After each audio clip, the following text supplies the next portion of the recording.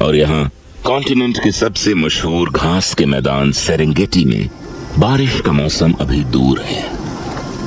जमीन सूख चुकी है और खाने की भी कमी है और यहाँ के जीवों को बारिश आने तक जैसे तैसे अपना पेट भर गुजारा करना होगा। अफ्रीका के विशाल घास के मैदान दुनिया के सबसे उपजाऊ घास के मैदानों में से हैं और दुनिया में कहीं और ना पाए जाने वाले जीवों की विभिन्न प्रजातियों को खाना प्रदान करते हैं। यहाँ के बड़े जानवर आपका ध्यान जरूर आकर्षित करेंगे, लेकिन अगर आप थोड़ा गौर से देखें तो आपको घास के अंदर रेंगता हुआ एक और जीव भी दिखाई देगा। अफ्रीका 600 से भी ज्यादा सांपों की प्रजातियों का घर है, जिनमें से एक को आज इतनी भूख लगी है जितनी महीनों तक सूखा पड़ने के बाद किसी को लग सकती है। ब्लैक माम्बा दुनिया का सबसे तेज लैंड स्नेक है और सबसे घातक भी। इंसानों से भी तेज दौड़ सकने वाला ये सांप खाने की तलाश में तेजी से रेंग रहा है। जैसे यहाँ बड़े जानवरों के पैरों के नीचे कुचले जाने के अलावा और किसी चीज से खतरा नहीं है, और ऐसा होने से बचने के लिए ये अपना सर घास से ऊपर उठाकर रेंगता है। फिर भी अगर कोई इनके करीब आ जाए तो फिर उसकी शामत है।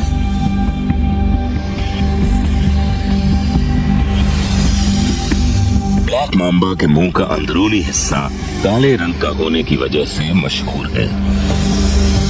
ये इशारा है कि पीछे हट जाओ, नहीं तो ये गुस्सा दिखाने का काफी असरदार तरीका है, पर शिकार के सामने आते ही इसे थोड़ा समझदारी से काम लेना होगा।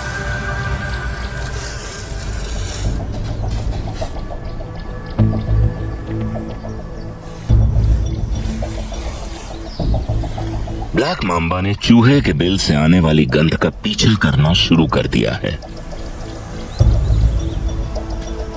घास में मैदानों में छुपने की कम जगह होने की वजह से इसे छुपने का कोई और तरीका ढूंढना होगा।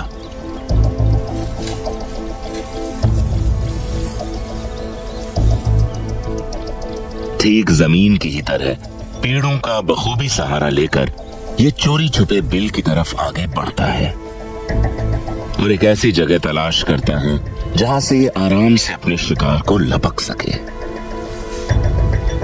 नीचे बैठे इस चूहे को शिकारी की मौजूदगी का कोई अंदाजा नहीं है,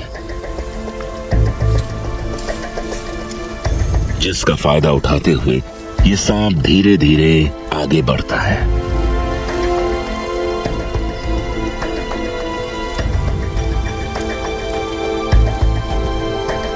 अब वो शिकार के लिए तैयार है।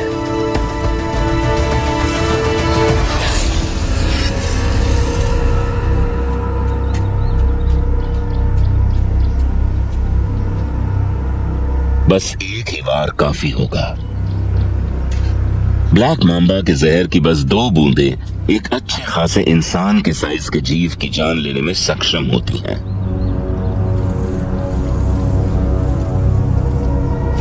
ये चूहा बस अपनी आखिरी सांसें गिन रहा है और सांप जहर में मौजूद पैरालाइजिंग टॉक्सिन्स को अपना काम करने दे रहा है।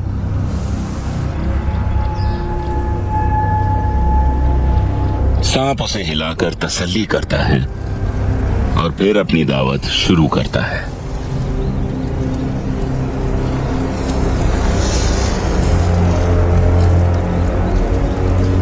चूहे के फर की डायरेक्शन में शुरू करने से सांप के लिए उसे निगलना आसान हो जाता है।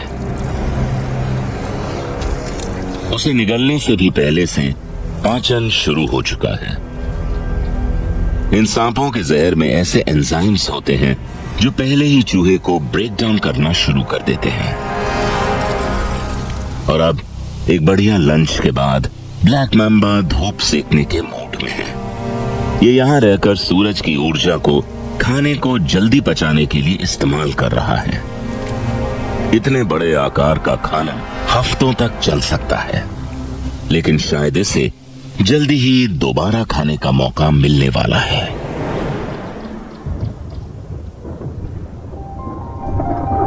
आसमान बादलों से घिरने लगा है और बिजली भी गरजने लगी है। ये संकेत है कि मॉनसून आ चुका है और सूखे घास के मैदान एक बार फिर से खिलने लगे हैं। एक ऐसा इवेंट जिसमें सैकड़ों जानवर माइग्रेट करते हैं। करीब 10 लाख से भी ज्यादा जानवर सेरेंगेटी मारा इकोसिस्टम से एक साथ माइग्रेट करते हैं और इस इवेंट को द ग्रेट माइग्रेशन के नाम से जाना जाता है। विल्डरबीस्ट्स के साथ साथ और भी कई जानवर साफ पानी और ताजी घास की तरफ रुख करते हैं।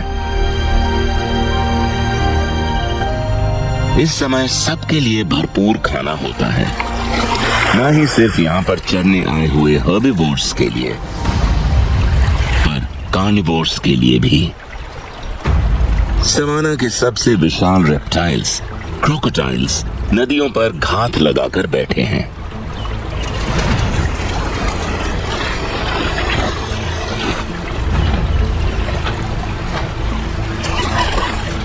और जब जानवरों के झुंड नदी पार कर रहे होते हैं,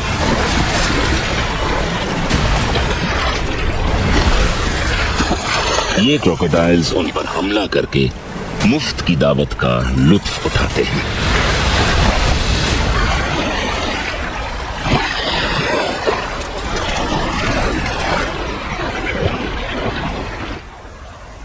पर जहां एक जीव मरता है, वहीं कई और जीव दुनिया में कदम रखते हैं और ऐसे में जीवन का चक्का घूमता रहता है। पर नन्हे शावकों के साथ उनके माता पिता को चौकन्ना रहना जरूरी है, क्योंकि उन्हें सिर्फ मगरमच्छों से ही खतरा नहीं है। यहां घास के बीच एक 7 मीटर लंबा अफ्रीकन रॉक पाइथन नाश्ते की तलाश में निकला है। इस फीमेल पाइथन ने हाल ही में प्रजनन किया है और इसके पेट में अंडे बनने लगे हैं और इसे अपने घोंसले में वापस जाने से पहले बस एक और शिकार की तलाश है। अफ्रीकन रॉक पाइथन्स कॉन्टिनेंट के सबसे बड़े सांप हैं। इनका वजन 90 किलो तक हो सकता है और इनकी खुराक भी उतनी ही बड़ी होती है। आज अपना पेट भरने के लिए इस फीमेल को एक बड़े शिकार की तलाश है। पाइथन्स अपनी जीभ का इस्तेमाल करके खाने की गंध का पीछा करते हैं। इम्पाला और गजेल पेरेंट्स नदी के पास पानी पीते अपने शावकों की रखवाली कर रहे हैं और इस पाइथन के लिए एक हिरन का बच्चा एक परफेक्ट शिकार होगा। पर इतने बड़े शरीर के साथ उसका शिकार के करीब पहुंचना आसान नहीं होगा, इसलिए उसे शिकार के करीब जाने के लिए दलदल में छुपकर आगे बढ़ना होगा।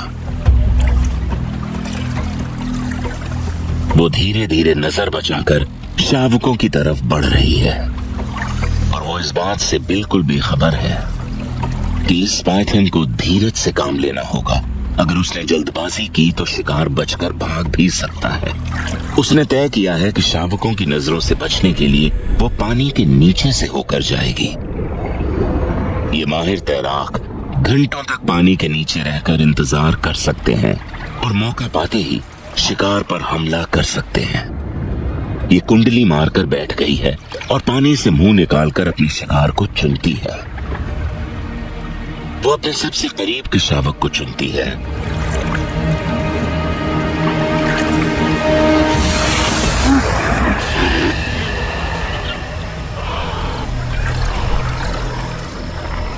और बस कुछ ही सेकंड्स में उसे जकड़ लेती है।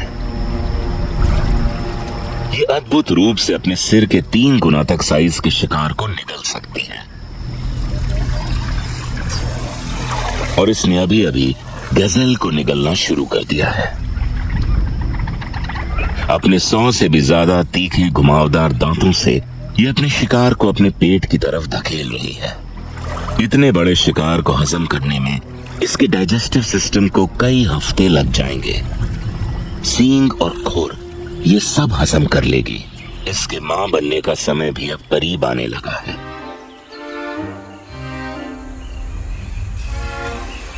अब करीब 1 महीने बाद ये मादा अंडे देने के लिए तैयार है। अपने आखिरी शिकार से हासिल की हुई ऊर्जा इसकी प्रेगनेंसी के समय इसके काम आने वाली है।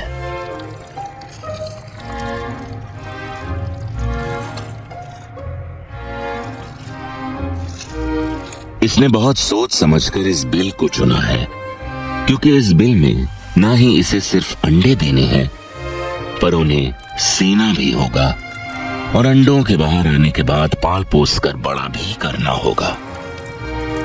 अंडे देने के बाद अपने बच्चों का पोषण करने वाली ये सांपों की इकलौती प्रजाति है।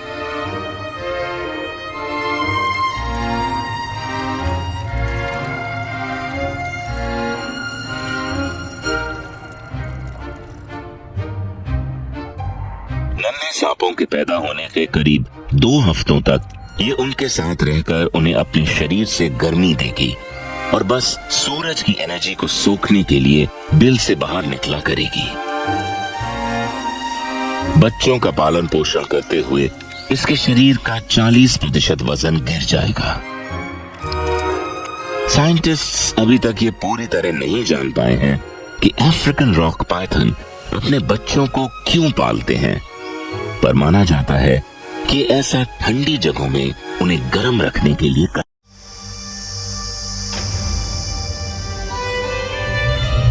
अफ्रीका के विशाल सवाना से दूर समुद्र के किनारे की तरफ स्थित है दुनिया के सबसे खतरनाक रेगिस्तानों में से एक रेगिस्तान। यहाँ नामिब में, जहाँ मीलों तक फैला हुआ झुलसा देने वाला रेगिस्तान समुद्र की लहरों से मिलता है, किसी भी जीव का जिंदा रह पाना नामुमकिन सा लगता है। पर कुछ जीवों ने यहाँ पर भी सरवाइव करने के पैंतरे खोज निकाले हैं। यहाँ नामिब की जमीन पर पानी का कोई स्रोत नहीं है। समुद्र से आने वाले कोहरे की कंडेंसेशन से बनने वाली ओस की बूंदों से ये पल्माटो गेको अपनी प्यास बुझाते हैं और बस इतने से पानी से ये पल्माटो गेको इस कड़ी धूप में एक और दिन निकाल पाएंगे।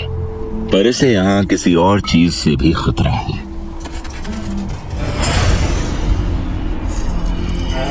पेरिंगे डेजर्ट एडर के शिकार बनने से।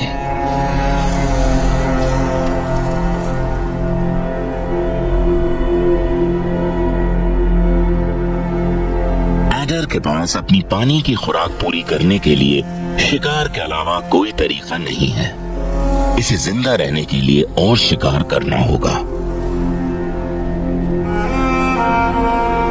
कड़ी दोपहर के वक्त यहाँ का तापमान 50 डिग्री सेल्सियस तक पहुंच जाता है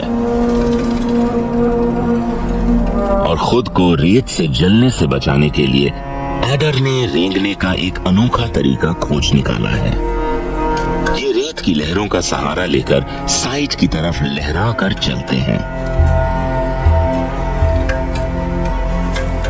जिससे कि एक वक्त पर इनके शरीर के बस 2 हिस्से जमीन को छूते हैं और ये जलने से भी बच जाते हैं।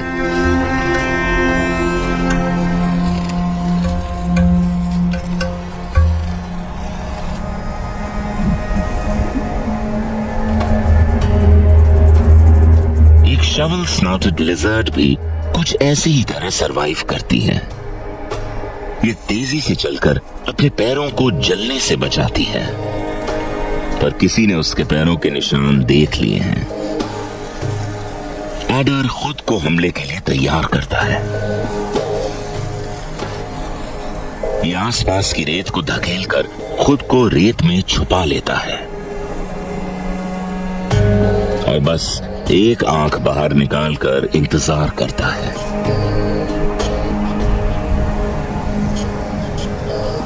एडर कोई जल्दबाजी नहीं करना चाहता।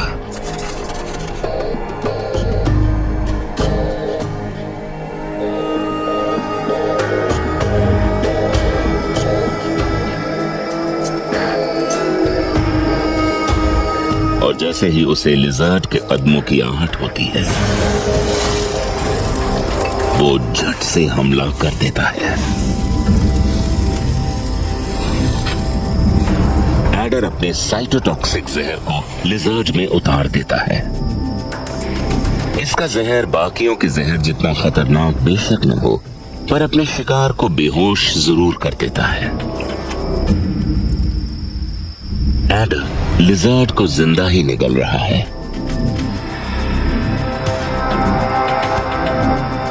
डेजर्ट गेकोस से ज्यादा पानी की मात्रा होने की वजह से लिजर्ड एक बड़े पानी के ग्लास जैसा काम करती है, जिससे इस एडर को अब पूरे दिन प्यास नहीं लगेगी।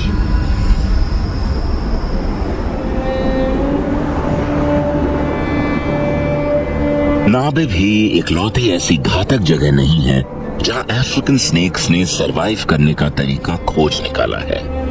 थोड़ी ही दूर दक्षिण में जहां सवानाज रेगिस्तान से मिलते हैं, पड़ता है ग्रेट कालाहारी, जहां पानी का कोई नामो निशान नहीं है और इन विशाल सूखे जंगलों में खाने की भारी कमी रहती है।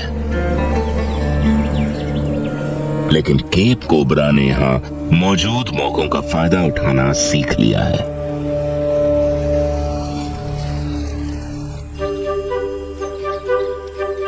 रेगिस्तानी पेड़ों पर ये सोशेबल वीवर बर्ड्स बड़े बड़े घोंसले बनाती हैं। ऐसा करने से इनके घोंसले रेगिस्तान में मौजूद खतरों से बचे रहते हैं। पर कोबरा के लिए ये किसी भी दावत से कम नहीं होगा, जिसमें ये जितना चाहे पेट भरकर खा सकते हैं। देखने में ये कोबरास के लिए एक आसान शिकार लगता है, जो कि है भी। ये मैदान और भी कई शरारती जानवरों के घर हैं, जिनसे इन कोबरास का लगभग रोज आमना सामना होता है। एक शेरनी जो एक कछुए की दावत का लुत्फ उठा रही है, एकदम से सांप के पीछे लग जाती है। ये इतने छोटे शिकार पर अपना समय बर्बाद नहीं करना चाहती, तो जब कोबरा उसे पीछे हटने की वार्निंग देता है तो उसकी दिलचस्पी उसमें और बढ़ जाती है। उसे ये किसी खेल की तरह लग रहा है। कोबरा उसे फाइनल वार्निंग देता है, पर शेरनी अभी और खेलना चाहती है। और आखिरकार शेरनी कोबरा को जाने देती है। अब वो अपने शिकार के करीब पहुंच गया है।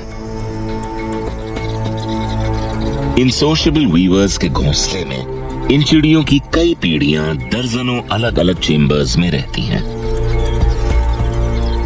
और अब बस इसे ये तय करना है कि ये दावत कहां से शुरू करेगा।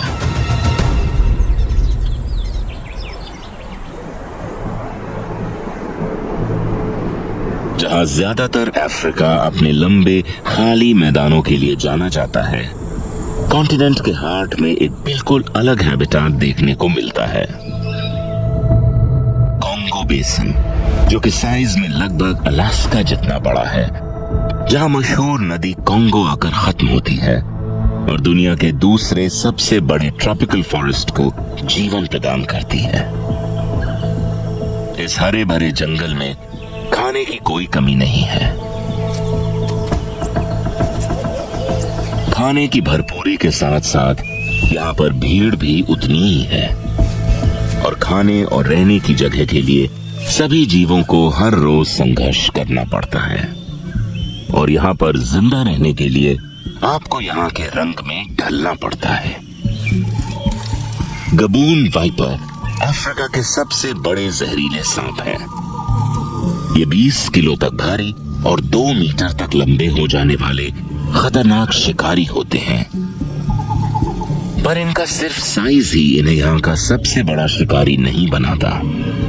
इनके आगे के 2 सींग इन्हें कमाल की सेंसरी एबिलिटीज प्रदान करते हैं। साइंटिस्ट का मानना है कि इनके सींग ना ही सिर्फ हवा में हो रही पर जमीन में भी हो रही वाइब्रेशंस को पकड़ सकते हैं और दोनों ही से इन्हें इस भरे पूरे जंगल में शिकार को ढूंढने में मदद मिलती है।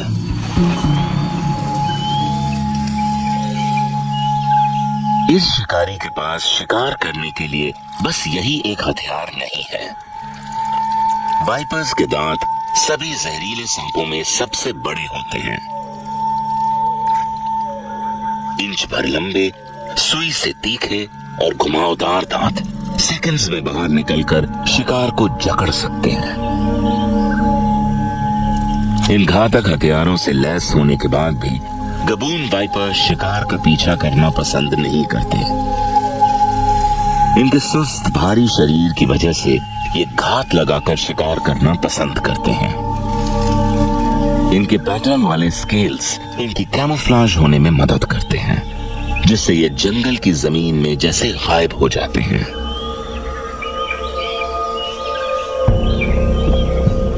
और अब बस इसे पास से एक शिकार के गुजरने का इंतजार करना है। क्या परफेक्ट टाइमिंग है।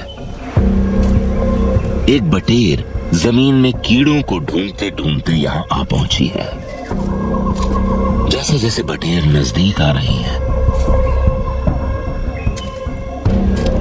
वाइपर उसकी वाइब्रेशंस को महसूस कर पा रहा है और ये चुपचाप लेटकर शिकार के और करीब आने का इंतजार करता है। उसकी तेज नजर और सुपर सेंसिंग हॉर्न्स वाइपर तक शिकार की सारी जानकारी पहुंचाते हैं ताकि वो सही वक्त पर हमला कर सके।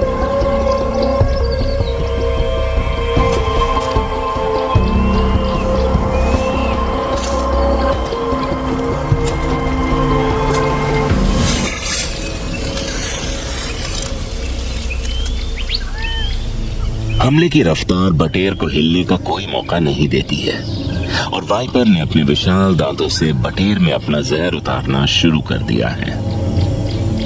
जहर में मौजूद टॉक्सिन्स ब्लड सेल्स और टिश्यूज को नष्ट कर देते हैं।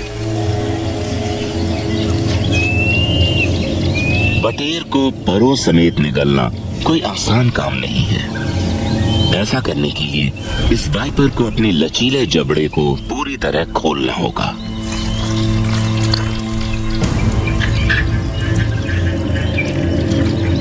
जैसे जैसे वाइपर अपने शिकार को अपने गले की तरफ धकेलता है, उसका ग्लॉटिस बाहर की तरफ निकलता जाता है, जिससे उसे निगलने समय सांस लेने में परेशानी न हो।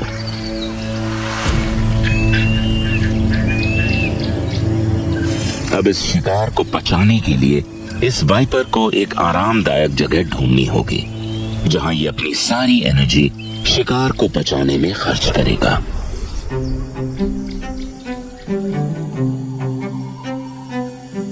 कोंगो के जंगलों में अफ्रीका के किसी भी और जंगल से ज्यादा जीवों की प्रजातियां पाई जाती हैं और इतनी भीड़ भड़के वाले जंगल में एकांत मिलना थोड़ा मुश्किल हो जाता है।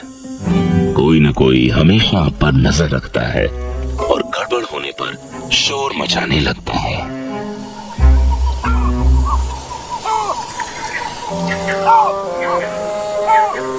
इस बॉल पाइथन ने ना चाहते हुए भी अपने प्राइमेट पड़ोसियों का ध्यान अपनी तरफ आकर्षित कर लिया है और इस शर्मीले पाइथन को यह बिल्कुल भी पसंद नहीं कि उसकी ओर कोई देखे और किस्मत से इसे ऐसी परिस्थितियों से निपटना आता है।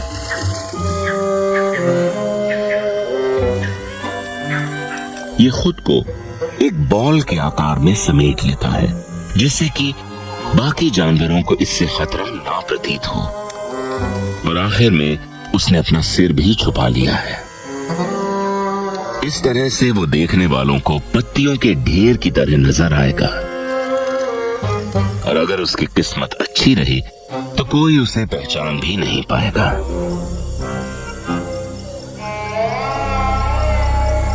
जहां बॉल पाइथन कुछ समय के लिए अपना भेष बदलकर लोगों की नजरों से बचते हैं, जंगल में एक ऐसा सांप भी है जो हर समय भेष बदल कर रहता है।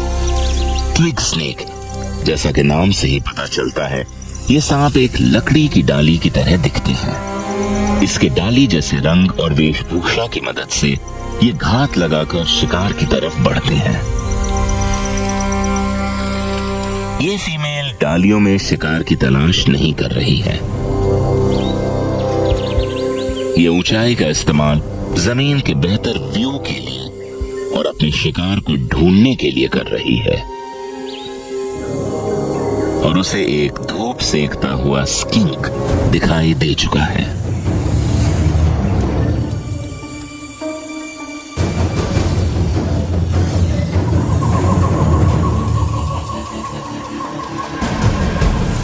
इसके रंग से इसे नजर बचाकर आगे बढ़ने में मदद जरूर मिलती है, पर शिकार के और नजदीक जाने के लिए इसे एक और तरकीब लगानी पड़ेगी। वो हवा में टहनी की तरह लहराते हुए शिकार की तरफ बढ़ती है।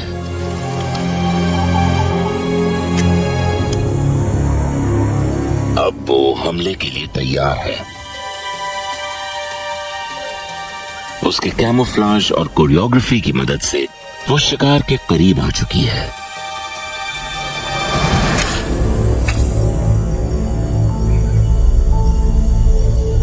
और बस एक ही वार से वो अपना हीमोटॉक्सिक जहर स्किंक में उतार देती है और उसकी जान ले लेती है।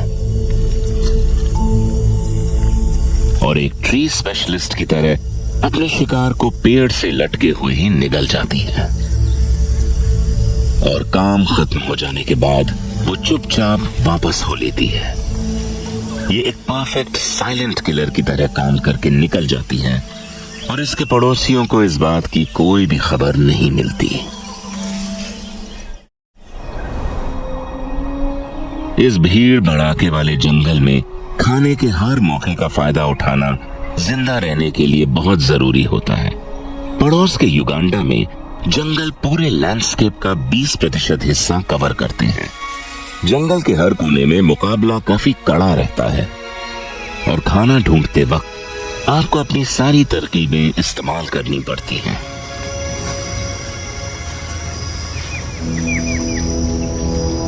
फॉरेस्ट कोबरा अफ्रीका का सबसे लंबा कोबरा है। 3 मीटर तक लंबा हो जाने वाला ये कोबरा इन जंगलों के सबसे खतरनाक शिकारियों में से एक है। ये ज्यादातर अपने रास्ते में आने वाली छिपकलियों, चिड़ियों और बाकी मैमल्स का शिकार करते हैं। पर आज इस फीमेल की नजर किसी नई चीज पर पड़ी है। सूखते तालाब में इसे कुछ हिलता हुआ नजर आ रहा है। साल के ज्यादातर समय जंगल सूखा पड़ा रहता है, इसलिए इसे जमीन पर शिकार करने की आदत है। पर कोई सामने पड़े खाने को कैसे छोड़े? ये सामने लगी दावत का लुत्फ उठाना चाहती है, लेकिन ये तैरना नहीं जानती है। इसलिए इसे शिकार का तरीका सोचने में थोड़ा वक्त लगेगा।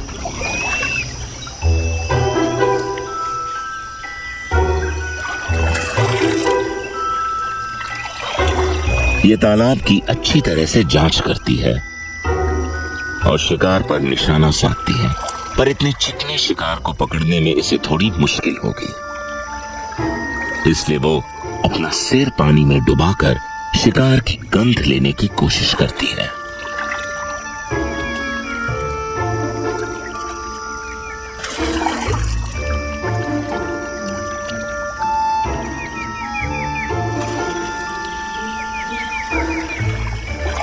पर लगता है इसे यकीन नहीं है कि पानी में शिकार कर पाएगी, इसलिए ये अब बस पानी पीकर यहां से चली जाती है। और अब ये आगे जाकर किसी कम चिकने शिकार की तलाश करेगी। अफ्रीका में सरवाइव करने का बस एक ही तरीका है, और वो है हर परिस्थिति का भरपूर फायदा उठाना। यहाँ पूर्व में फैले हुए घास के मैदानों में मॉनसून अब जा चुका है और जमीन एक बार फिर से सूख चुकी है। पर यहाँ के जीव जानते हैं कि ऐसा ज्यादा समय तक नहीं रहेगा। दूसरी बारिश का मौसम जल्द ही आने वाला है।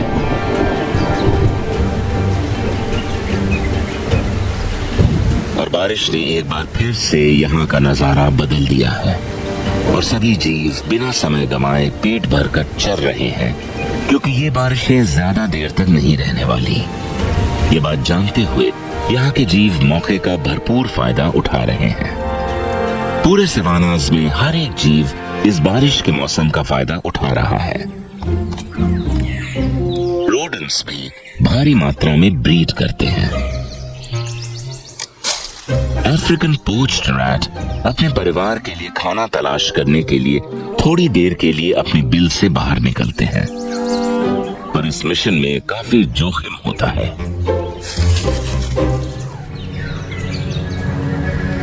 एक शिकारी झाड़ियों के बीच छुपकर शिकार के करीब आने का इंतजार कर रहा है।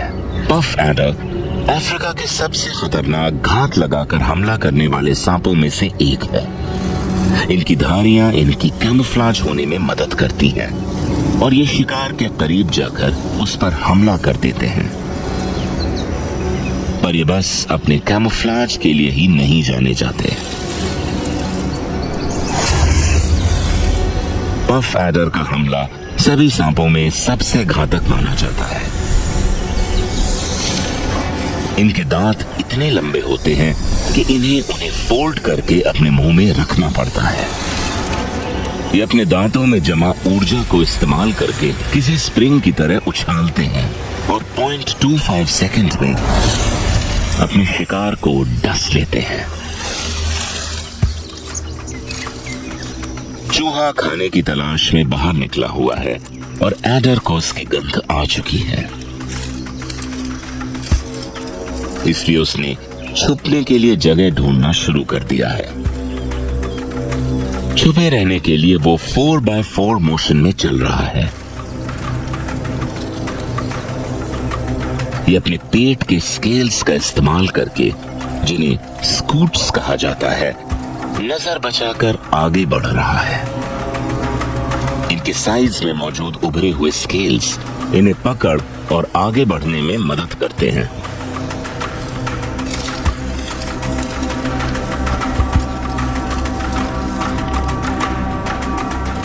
शिकार के करीब पहुंच जाने के बाद एडर हमले की तैयारी करता है। चूहा एडर की रेंज में आ चुका है और उसे एडर की मौजूदगी का कोई अंदाजा नहीं है, और ऐसा सिर्फ इसलिए नहीं है क्योंकि वो छुपा हुआ है, पर हाल ही में साइंटिस्ट ने पता लगाया है कि पफ एडर अपनी गंध को छुपाने में सक्षम होते हैं और अपने इस कमाल के हुनर की वजह से शिकारियों और शिकार दोनों को ही पफ एडर की मौजूदगी का कोई आभास नहीं होता।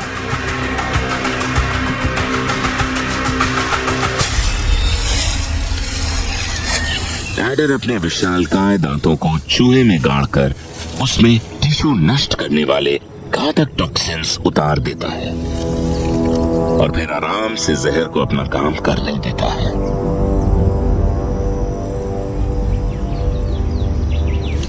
चूहे के स्थायी हो जाने पर आराम से उसकी तरफ बढ़ता है और अपने बड़े लचीले जबड़े की मदद से वो शिकार को पूरा निगल जाता है।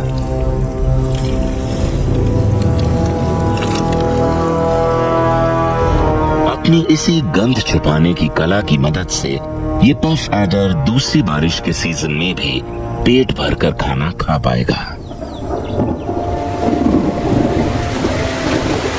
और दूसरी बारिश के सीजन के खत्म होते ही आती है बसंत ऋतु। सवानास के पक्षियों के लिए ये ब्रीडिंग का समय होता है। मीलों दूर से माइग्रेटरी बर्ड्स इन भरे पूरे घास के मैदानों में अंडे देने और बच्चों का पालन पोषण करने आती हैं।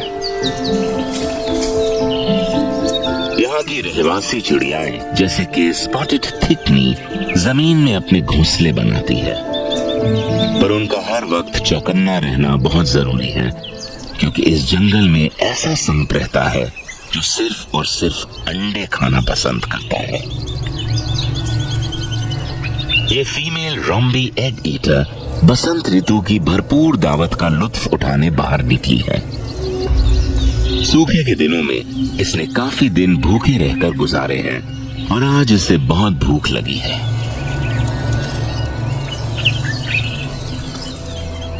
घास के मैदानों में घूमते हुए इसके हाथ एक खजाना लगा है, एक खाली स्पॉटेड फिकनी का घोंसला। फिकनी पेरेंट्स खाने की तलाश में बाहर जाते हैं और अपने घोंसलों को ज्यादा देर तक खाली नहीं छोड़ते। इससे पहले कि इसके माँ बाप यहाँ आ जाएं, इसे खाना शुरू करना होगा। और अंडों को पकड़ते ही इसकी स्किन फैलकर उन्हें अंदर समा लेती है। इसके गले में मौजूद दांत अंडे के शेल को नीचे धकेलने में इसकी मदद करते हैं। निगलने के बाद ये अपने ईसोफेगस में अंडों को रखती है, जहां पर छोटे नुकीले कांटे उसमें छेद करते हैं। और फिर अंडों को तोड़ने के बाद अंदर का सारा पदार्थ धीरे धीरे इनके पेट में चला जाता है। पदार्थ चूस लेने के बाद ये छिलकों को बाहर फेंक देती है। इतनी कम पोषण वाली चीज को हजम करने में ये अपने हफ्ते बर्बाद नहीं करना चाहेगी। और वैसे भी इस भरे पूरे जंगल में इसे अपने पेट को खाली रखना जरूरी है, ताकि ये अंडों की दावत का भरपूर फायदा उठा पाए।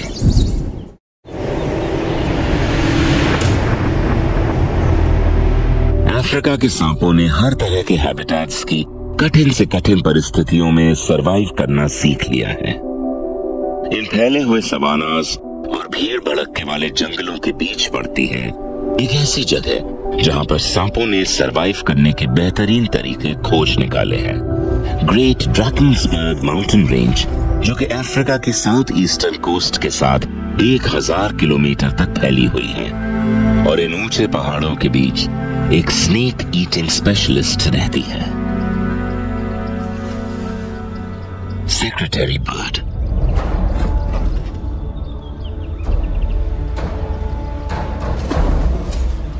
इसके साइंटिफिक नाम का मतलब है सांपों के शिकारी।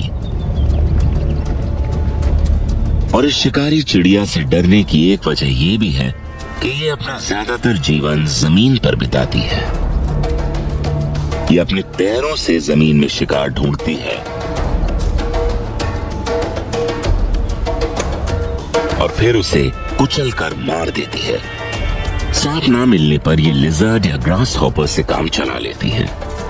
और एक बार सेक्रेटरी बर्ड को उसका शिकार दिख जाए तो ये उसे एक दर्दनाक मौत देती है। ये शिकार को खाने से पहले अपने लंबे पैरों का इस्तेमाल करके उसको कुचलकर मार देती है। इसकी किक सभी जंगली जीवों में सबसे खतरनाक होती है। ये अपने शरीर के लगभग 6 गुना ताकत से लात मारती है और 1.5 मीटर तक लंबी हो जाने वाली ये सेक्रेटरी बर्ड बड़े जीवों जैसे चीता और गजेल के बच्चों का भी शिकार कर सकती है। तो अगर कोई सांप जितना छोटा जानवर इस सेक्रेटरी बर्ड के हमले से बच सकता है, तो इसका मतलब उसका दिमाग सच में बहुत तेज है।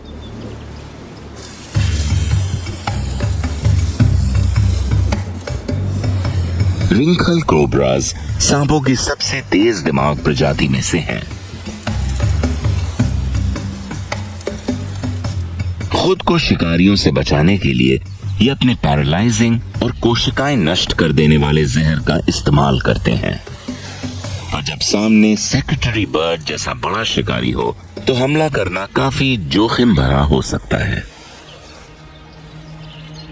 और वार करने में समय भी लगता है, खासकर तब जब आपके सामने बड़ा शिकारी हो।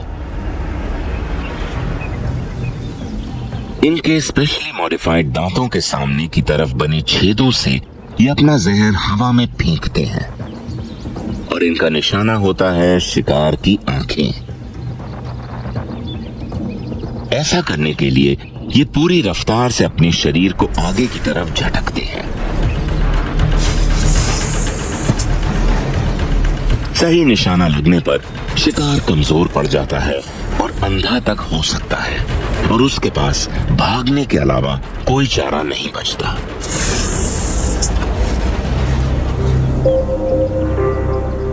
बदकिस्मती से इनका ये पैतरा हर बार काम नहीं आता, पर इनके पास बचने का एक और तरीका भी है, नौटंकी। कोबरा खुद को ढीला छोड़कर पलटकर अपना मुंह ऊपर की तरफ कर लेता है और मरने का नाटक करता है।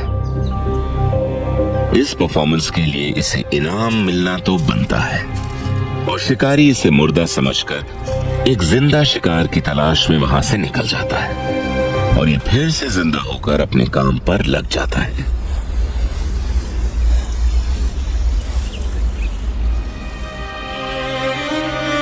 जहां रिंकल कोबराज ने जिंदा रहने का एक अनोखा तरीका खोज निकाला है, उनके एक बहुत ही करीबी रिश्तेदार ने जहर को हवा में फेंकने के खेल में महारत हासिल कर ली है। नॉर्थ की तरफ मोजाम्बिक में, जहां का आधे से ज्यादा हिस्सा घने जंगलों से घिरा हुआ है, एक ऐसे शिकारी का घर है जिसका निशाना कभी नहीं चूकता। वो है मोजाम्बिक स्पिटिंग कोबरा।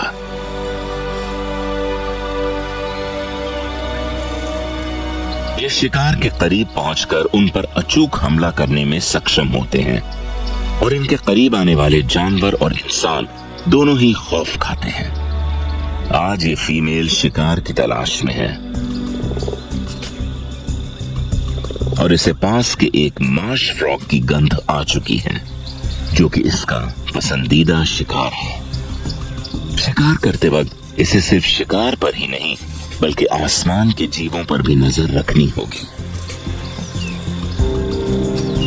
यहाँ रहने वाले मोंगूस सांपों का शिकार करने के लिए जाने जाते हैं।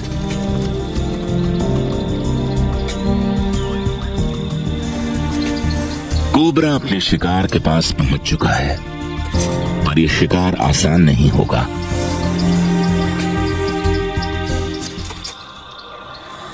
मेढक का पीछा करते करते ये मंगूस के इलाके में पहुंच गई है और इस भूखे झुंड के लिए कोबरा किसी बड़ी दावत से कम नहीं है। ये इसे घेर कर मारने की कोशिश करेंगे और कोबरा के जहर का इन मंगूस पर कुछ खास असर नहीं होगा। सांपों के जहर का इन पर असर नहीं होता है, इसलिए इन्हें हराने के लिए कोई और तरकीब निकालनी पड़ेगी। ये अपनी गर्दन उठाकर जगह का और शिकारियों का मुआयना कर रही है और सेकंड के 5वें हिस्से में ये शिकारियों की आंखों में जहर छोड़ देती है।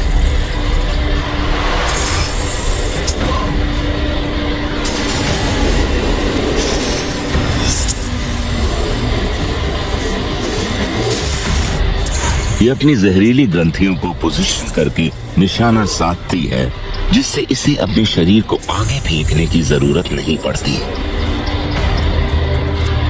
एक वक्त में 40 बार तक जहर फेंकने वाली ये कोबरा हमले को जारी रखती है और इसका निशाना है इसे परेशान करने वाली शिकारी की आंखें। निशाना लग गया। इसके जहर की बस एक बूंद के मंगूस की आंखों में जाने से उसे जानलेवा दर्द हो रहा है और आखिरकार मंगूस उसे अकेला छोड़ देता है और फिर मैदान साफ होते ही वो वापस शिकार पर लग जाती है। खुशकिस्मती से मार्श फ्रॉग ज्यादा दूर तक नहीं पहुंचा है।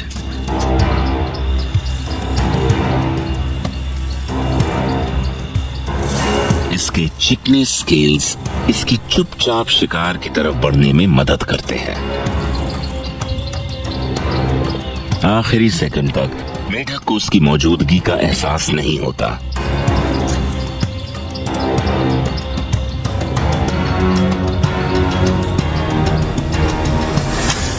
और शिकार को लपकते ही ये अपने दांतों से उसमें अपने घातक जहर की धार छोड़ती है।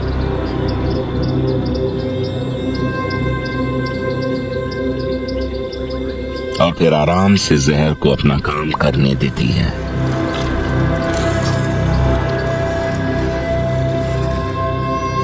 अब वो अपने किए हुए शिकार का आनंद लेगी।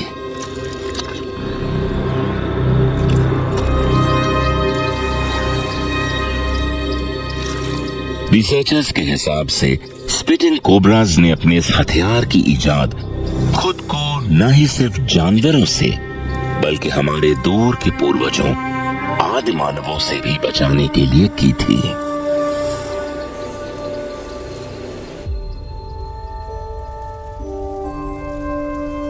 आज अफ्रीका की वाइल्ड लाइफ को सबसे ज्यादा खतरा इंसानों से है और इन सांपों को जिंदा रहने के लिए पहले से कहीं ज्यादा संघर्ष करना पड़ रहा है।